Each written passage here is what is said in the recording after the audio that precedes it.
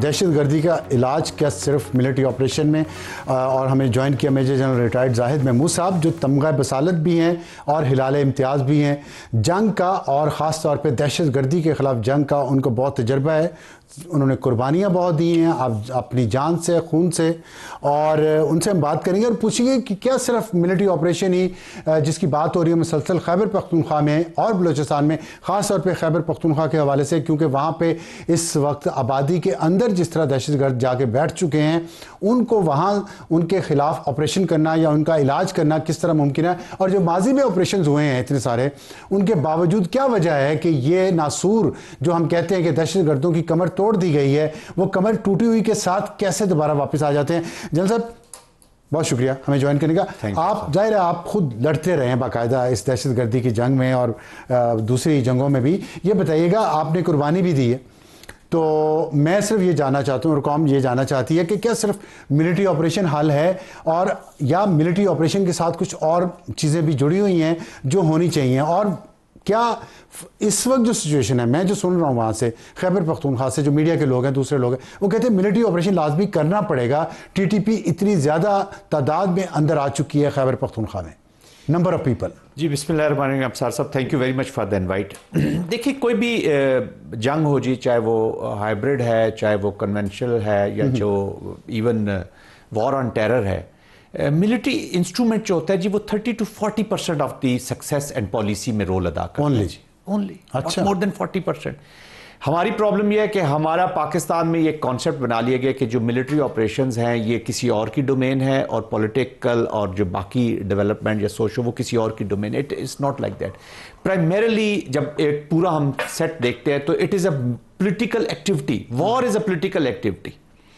ये पॉलिटिशियंस ने लड़नी है, पॉलिटिशियंस ने अपने मिलिट्री इंस्ट्रूमेंट को यूज़ करना है, और पॉलिटिशियंस ने ही इसको आगे लेकर जाना होता है। और अब ये आपने जो सवाल किया कि जी पहले भी बहुत सारे आप बात कर रहे थे कि जी ऑपरेशंस हुए हैं, वो लॉजिकल एंड तक क्यों नहीं पहुंचे? मिलिटरीली तो लॉजिकल एंड तक पहुंचे हैं जी, लेकिन जो बाकी पोर्शन था सोशो इकोनॉमिक पोलिटिकल, देखिए मिलिट्री ऑपरेशंस 3 स्टेजेस पे किए जा रहे होते हैं जी। जब भी आप वॉर लड़ते रहे हम पास्ट में भी, clear, hold and built. Clear and hold हमने पास्ट में किया है जी, और हमेशा किया। वजीरिस्तान देख लें, बाजोड़ देख लें, सवात देख लें, इवन बलूचिस्तान के बहुत सारे शोरिश ज़्यादा इलाके देख लें, उनमें जो क्लियर एंड होल्ड जो मिलिट्री का कंपोनेंट है वो अल्हम्दुलिल्लाह और आज भी हो सकता है, इट विल बी डन। लेकिन जो डेवलपमेंट का या जो बिल्ड का पार्ट है, वहां पे जो बैड गवर्नेंस, हमारी बैड पॉलिटिक्स या जो पॉलिटिकल प्रॉन्ग ने आना, with all my respect to our political leaders, वो that was a missing part. और हमेशा हम वहां पे लौट जाते हैं जहां से वो एक सर्कल में फिर रहे हैं कि हम फिर एक नाजुक सवाल आपसे करना चाहता हूं। आपने बड़ा अच्छा पॉइंट ये रेज किया है कि क्लियर, होल्ड एंड बिल्ड। अब जब बिल्ड की बारी आती है तो हम ये देखते हैं कि पाकिस्तान में जो पॉलिटिकल इंस्टीट्यूशंस हैं, जो सिविल एडमिनिस्ट्रेशन के इंस्टीट्यूशंस हैं, निज़ाम है, वो तबाह हो चुका है। इस फैक्टर को जहन में रखते हुए हम बिल्ड की तरफ कैसे जाएंगे?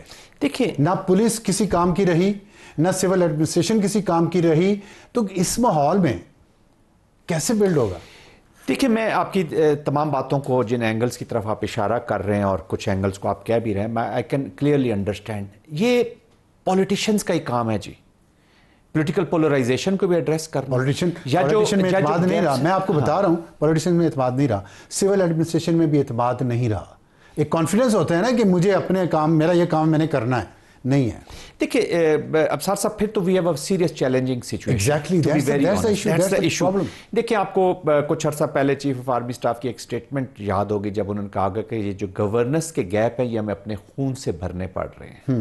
तो इसका क्या मतलब है कि पाकिस्तान इज प्राइमरीली, खासतौर पे खैबर पख्तूनख्वा एंड बलूचिस्तान की जो सिचुएशन है वो पास्ट में बैड गवर्नेंस के नतीजे में इस टेररिज्म ने और ज़्यादा इफेक्टिवली वो जंग जो है वो उन्होंने लड़ी है हमारे एनिमीज ने इसके पीछे, because of the bad governance या गवर्नेंस के जो गैप्स हैं उनको। तो जब तक वो फिल नहीं किए जाएंगे, जब तक वो रिस्पॉन्सिबिलिटी नहीं ली जाएगी, फिल किए जाएंगे। और देखिए, मैं यही कह रहा हूँ एक चीज़, मैं सॉरी टू इंटरप्ट यू, एक चीज़ ये है कि अभी वहाँ से लोगों को निकाले जाने की जो बात हो रही है कि निकाले जाएं, फिर ऑपरेशन हो ताकि कोलैटरल डैमेज ना हो, लोग जो बेगुनाह ना मारे जाएं। अब उसमें लोग एतमाद नहीं करते, कहते हम पहले भी निकले थे, फिर एक जो पिछला हाइब्रिड निज़ाम था उसने कहा अब हमारी पॉलिसी बदल गई है, अब हम उनको ला के वापस बसा रहे हैं यहाँ पे, और उनको बसाया गया। हमारी फिर लोग कहते हैं हम खाली करते हैं घर, आप लोग ऑपरेशन करते हैं, वापस आते हैं, हमें कुछ नहीं मिलता है, घरों में दोबारा घर बनाते हैं, आप फिर कह रहे हैं खाली कर दें। एक जेन्युइन प्रॉब्लम तो है, लोग आई 100% एग्री विद दिस। मैंने सवात में ये चीज होते देखी है जी। जब मैं बाजोड़ में ऑपरेशन कर रहा था, I was a lieutenant colonel, तो हमने बाजोड़ को इसी तरह खाली होते देखा जी। लोगों के लिए इट इज अ चैलेंजिंग, ये अवाम का जो कंसर्न है, इट इज 110% राइट। वही मैं कह रहा हूं ना कि उस वक्त जब हमने निकाले वो जो गवर्नेंस की मैं जो बात कर रहा हूं या जो बिल्ड की बात कर रहा हूं, जिसमें सोशो इकोनॉमिक पोलिटिकल एक्टिविटी ने जाना था, वो नहीं गई, तो उसी का खुमियाजा भुगत रहे हैं। लेकिन होता क्या है, unfortunately, let me then talk, आपने अगर हार्ड रियलिटीज की बात की तो मैं भी आपको हार्ड रियलिटी रखता हूं कि जब बात होती है, अनफॉर्चुनेटली हमारा पाकिस्तान का पॉलिटिकल कल्चर एक ऐसा हो गया है, जब आप वैक्यूम्स में आप क्रिएट करते हैं। जब असिस्टेंट कमिश्नर या आईजी पुलिस अपनी मर्जी से कोई स्टेप नहीं ले सकता, उनके पास वेपन्स नहीं है, उनके पास ट्रेनिंग नहीं है, उनके पास इक्विपमेंट नहीं है, तो प्रॉब्लम जो क्रिएट होता है। अब प्रोविंशियल गवर्नमेंट्स कहती हैं जी कि हमारे पास फंड्स नहीं है, हम वहाँ करप्शन है, मैं मानता हूँ, लेकिन उनकी हुकूमत पिछले 13 साल से कोई ना कोई तो वहाँ पे सपोर्ट कर रहा है ना। अफसार साहब, मैं आपको एक छोटी सी एग्जांपल देता हूँ जी।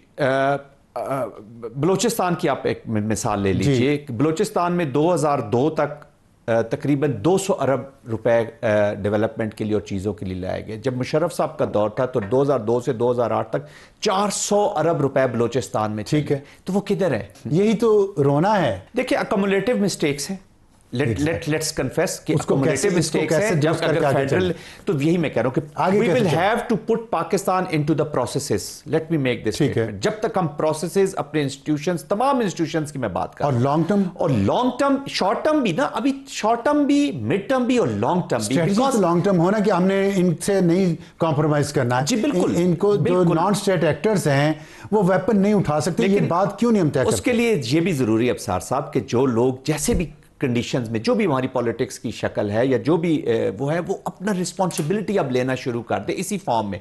हम ना पास्ट के बैगेज से नहीं निकलते। आप किसी से बात कर लें, फॉर दैट मैटर किसी इदारे के बंदे से बात करो, हम पास्ट की सारी कहानियां, जैसे मैं भी अभी 2002 से शुरू हूं, हमारी कहानियां शुरू वहां से होती है। We have to move forward. आगे का बताएं। Move forward. देखिए, कैटेगरी ए, अब देखें, खैबर पख्तूनख्वा की और ये दोनों प्रॉक्सी स्पॉन्सर्ड एप्लीकेशन हुई है। डोमेस्टिक इश्यूज भी, हमारा अगर पॉलिटिशियन असेंबली में नहीं पहुंचता तो वो भी कहता है कि जी मिसिंग पर्सन कभी ले आएगा, कभी वही गवर्नेंस के इश्यूज ले आएगा।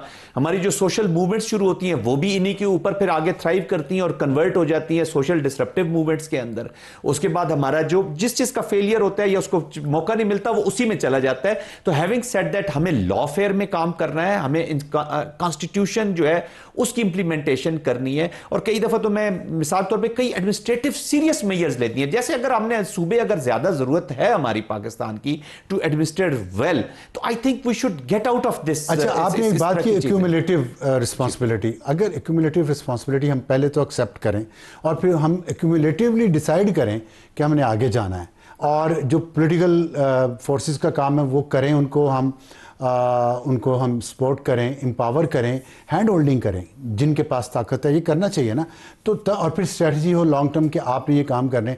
ये आपने जो 400 अरब की बात की है और NFC अवार्ड के तहत सूबों को बहुत पैसा जा रहा है, लेकिन वो क्यूमुलेटिव रिस्पॉन्सिबिलिटी है ना, खाने पीने का काम तो सारे ही करते हैं फिर मिलके। इसके बारे में हमारी क्लियर स्ट्रेटजी, क्लियर नीयत कब होगी? अभी भी नहीं अगर होगी तो कब होगी? जी देखिए, अभी आपने जो प्रोग्राम के शुरू में अफसार साहब बात की ना, मैं बीइंग अ पाकिस्तानी, मेरा कंसर्न वो सबसे ज्यादा है, वो ये है कि जब लोगों का कॉन्फिडेंस खत्म हो रहा है in all, that has to be regained. Yes. देखिए ना, they are, every citizen of Pakistan जो है, they are in contract with the state through the constitution. तो वो अभी constitution से मांगते, yes, बहुत रिस्पॉन्सिबिलिटी अवाम की भी है, लेकिन वो मांगते हैं। तो ये हम सबको एहसास करना होगा कि हम सबका वजूद इसी अवाम और इसी आइन की वजह से है ना, चाहे इंस्टीट्यूशन हो, चाहे पॉलिटिकल पार्टीज हो, चाहे जो भी हो, हमारी पैदाइश इसी अवाम के और इसी कॉन्स्टिट्यूशन के अंदर से हुई है। तो जब तक हम पीपल सेंट्रिक अप्रोच के साथ नहीं जाएंगे ना, people people centric, not the political या इंडिविजुअल सेंट्रिक अप्रोच को छोड़ दें। अब पीपल सेंट्रिक अप्रोच हमें लानी होगी, अकाउंटेबिलिटी, क्योंकि 21वीं सदी, आप भी उसी तरफ इशारा कर रहे हैं, 21वीं सदी का नौजवान ये नॉनसेंस ज्यादा लेने के लिए तैयार नहीं है। तो वो देयर आस्किंग यू क्वेश्चंस, वो अभी, और सोशल मीडिया और everyone has become an institution with in itself, क्योंकि उसने वो टेलीफोन उठाया हुआ है, सोशल मीडिया उसके पास जबान भी है, पावर भी है, सब कुछ है, वो एक्सप्रेस कर रहा है। तो I think people centric approach के साथ हमें करना होगा, लोगों के बीच में जाना होगा। हाउएवर आपने ये जो ऑपरेशंस की बात की है, कोई इस तरह का operation as such larger scale पे प्लान या इंटेलिजेंस बेस्ड ऑपरेशंस हो रहे हैं। अच्छा। लेकिन ओनरशिप जो है वो पॉलिटिकल लीडरशिप ने लेनी है, ना कि स्कटल करने आपने चीजों को। You have to take the ownership. ये जो अली मीन गंडापुर साहब के जो बयानात आए हैं पिछले कुछ दिनों में, आप समझते हैं कि वो ओनरशिप लेंगे? These are not encouraging, but मेरी पर्सनल फीलिंग ये है कि ये एक होता है पॉलिटिकल गैलरीज को या अपने डोमेस्टिक, मेरे ख्याल वो गैलरीज को ज्यादा एड्रेस कर रहे हैं, वो काफी चीजों पे ऑन बोर्ड है, एपेक्स कमेटी में बैठते हैं। सिंसेरिटी ना हुई, कमिटमेंट ना हुई। यही तो लीडर में और एक आम पॉलिटिशियन में फर्क होता है। बहुत शुक्रिया। अगर आप लीडर हैं तो आपको चीजें ओन करनी होती है, और जो फेलियर्स होते हैं उसकी ओनरशिप सिर्फ फिर लीडर लेते हैं। वो किसी के फेंकता नहीं है कि जी मेरा उसकी वजह से। लीडरशिप का सिर्फ एक ही काम होता है, to create an environment, to create a team, और ओनरशिप सिर्फ एक चीज की लेनी होती है, उसने फेलियर की, कामयाबी की सारे उसको फिर दाद दे ही देते। बहुत शुक्रिया जनरल जाहिद महमूद साहब। कामयाबी, वैसे कहा तो यही जाता है कि कामयाबी के बहुत सारे बाप होते हैं और नाकामी यतीम होती है। देखते हैं हमारे यहाँ जो लीडर हैं वो अपनी इन सारी चीज़ों की जिम्मेदारी लेते हैं कि नहीं लेते। खुलूस नीयत के साथ आगे बढ़ेंगे तो ही ये मामला हल हो सकता है।